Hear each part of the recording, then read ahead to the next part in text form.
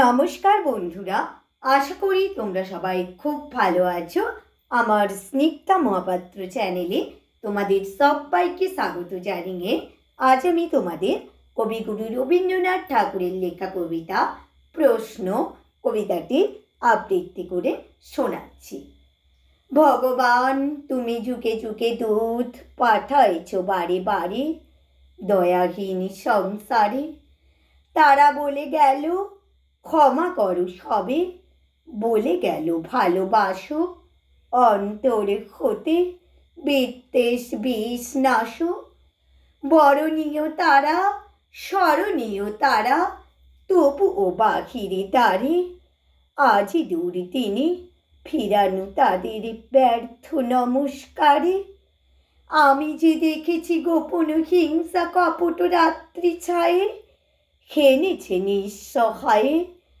আমি যে দেখেছি প্রতিকারহীন সত্যের অপরাধে বিচারের বাণী নীরবে নিভিতে কাঁদে।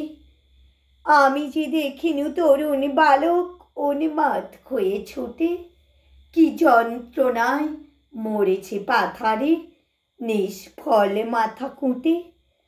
কণ্ঠ আমার রুদ্ধ আজিকে বাঁশি সঙ্গীত খারা, অমাবস্যার কারা লুপ্ত করেছে আমার ভুবন দুঃস্বপ্নের তলে। তাই তো তোমায় শুধাই অশ্রু জলে, যাহারা তোমার বিষাইছে বায়ু নিভাইছে তব আলো। তুমি কি তাদের ক্ষমা করিয়াছ? তুমি কি বেসেছ ভালো? নমস্কার বন্ধুরা, কবিতাটি এখানে শেষ করলাম।